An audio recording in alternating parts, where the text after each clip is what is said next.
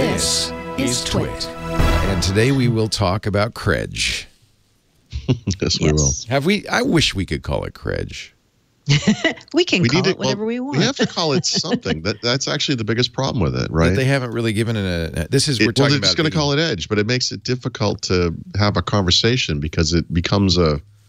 You have to start adding words. The Chromium-based version of, or the original. Not try. What do they call it? MS Edge HTML or whatever. I don't know. Yeah. I don't know how you. It makes it difficult. It does.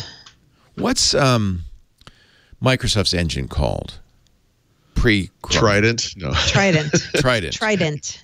So they call it something different, don't they? Actually, now they call it MS HTML. Yeah. Oh, MS HTML. Mushtaml. Yeah. Okay. But so it was we're going a fork of Trident. We're going from Mushtaml to Chromium. Mushtaml. Not Mushtaml. Right, but here's the big news about Chredge, because I actually find this rather incredible. Really like Chredge. I love Chredge. Okay, go ahead. Microsoft has not released a beta version of this or pre-released insider version of it. It has leaked to the internet, and Mary Jo Foley installed it. What? How did first? What? Like you never do stuff like that. So somebody asked me today, they're like, wow, you just took like a random exe and you just installed it on your Windows 7 machine? Off the internet. What could possibly go wrong? No, that isn't what I did. I actually found a trusted source who downloaded the random exe, and then I got it from that person. Wow. That's walking cat. That's a rather communicable way of getting software, I guess. No, I was talking to somebody. I was talking to somebody. I'm like, I want to put it on Windows 7, but I'm afraid. The person's like, I've put it on like 10 PCs. Here, just put it on your machine. Does it replace Edge, or is it just another browser? It's next to Edge, so there's two edges side by side. Next to Edge. Yeah, let me get this humor out of the way first. I've not actually tried this, but apparently, if you are using the old version of Microsoft Edge, you can install the new version, and you just set it as the default browser. Edge says, "Are you sure you want to replace Edge with Edge? Please give Edge another chance before you go to Edge." I don't know. Do I?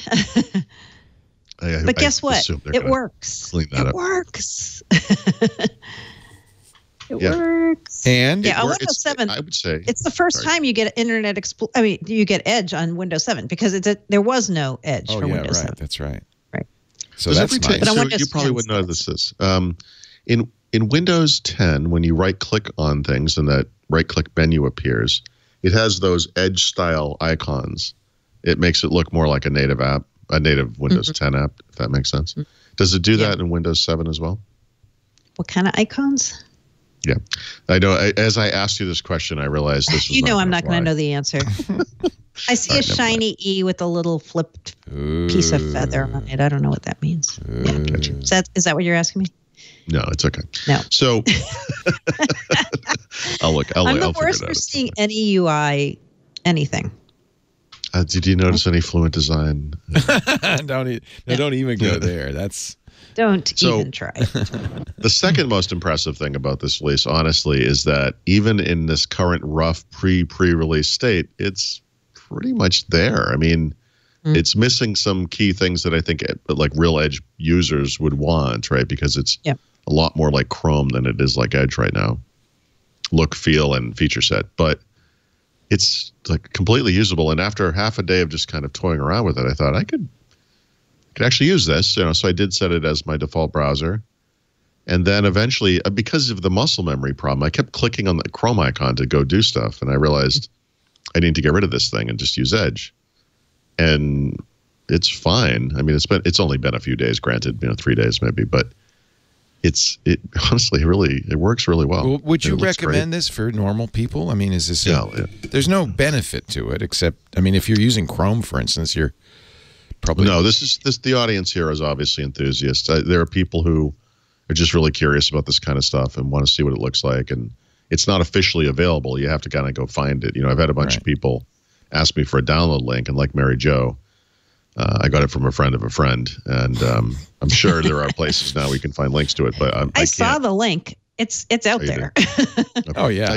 I haven't done that, so I don't. I kind of joked with you about how you got it. I got it the same. Do you want to set a timer to see how long it takes me to find it? Well, today it's probably a lot easier. I think if I go to Reddit and I search for it, I'll probably find a link. But you know how I found it? How? I just Googled, where is the Chromium Edge download? Oh, Google. Oh, Google.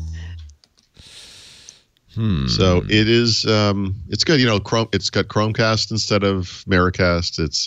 That's nice. It is configured with Bing instead of Google, but you can change it, and it's not a game like it was in the original Edge. You can actually just change it. Yeah, I just found links for everybody. It does sync everything through your Microsoft account, as expected, and you can. And it saves your passwords, right? As expected, yeah, and you can bring in your stuff from other browsers, and that works fine. And can you use your Chrome extensions?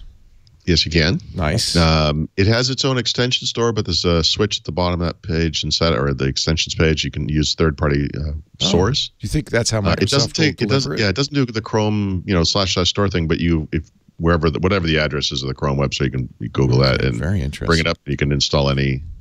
Well, it's not unusual, for instance, when you go to the web page for a Chrome extension or a GitHub or whatever, that they'll have a link to the extension directly in the Chrome store, so that would work. That point you right to it. It's not quite the same. It's not exactly the same, but one thing you can do if you go to, say, mobile.twitter.com, for example, in Chrome, that actually has a link in the menu that says install. Right. It recognizes that's the PWA thing. It's PWA, that's right. Yeah. Now, in Edge right now, in the Chromium-based version of Edge, it actually does not have an install link, but you can save it as a shortcut like you could in Chrome. Instead of going to Chrome://apps, you can go to Edge://apps, and that thing will appear there. You can right-click it and say, I want to run this thing as a window rather than as a browser tab, right? And so then it appears like a native app in your system. And so it does all that stuff. That's the thing that Edge never did right. They allowed you to save shortcuts to your taskbar, but when you clicked on them, they would just open in whatever the existing Edge window was. It's instantly usable. For someone like me who struggled every time I left Chrome, and including those times I left Chrome to use Chrome-based browsers like Brave, which I like. It's not that I don't like it, or Opera. Opera, which is not it is right. They use Chromium, I think. I think this one just feels very Chromium. natural. Okay. Yeah. It feels. It just looks and feels and works exactly like I want it to, anyway. Yeah. So it's great. It works. And guess what works? TweetDeck works. Yeah. So what's the I don't mean the relevance of TweetDeck, but both you and Brad mentioned this. Did this not work in Chrome or something?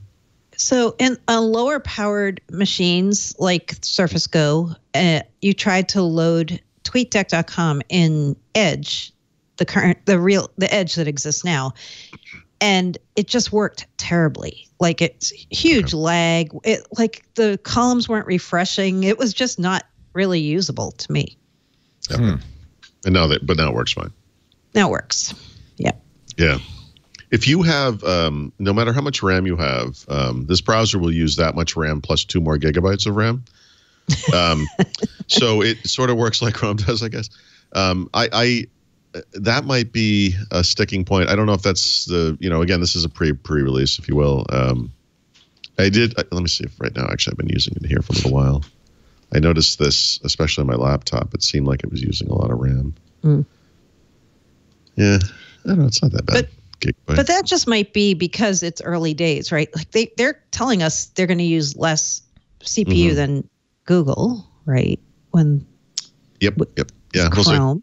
We'll yeah. I'm like, turn off all those Google services. You can save a lot of resources. Yeah. No, and you say when Leo says, would any normal person want this? Once it hits mainstream, if it is as good as we're hoping it will be, there will be people who will want to use it because of, Microsoft privacy versus Google privacy, and what kind of data is collected. I consider right? using it. You bet. Yeah. It's if you accept the notion of the power of the defaults, and this is a good default. And for someone like me, granted this is a low use case kind of thing, but anything I don't have to install every time I bring up a Windows computer is a wonderful gift. You know, and having this thing eventually be what is in the OS will be great. This is exactly what I want. It's really nice. Yep.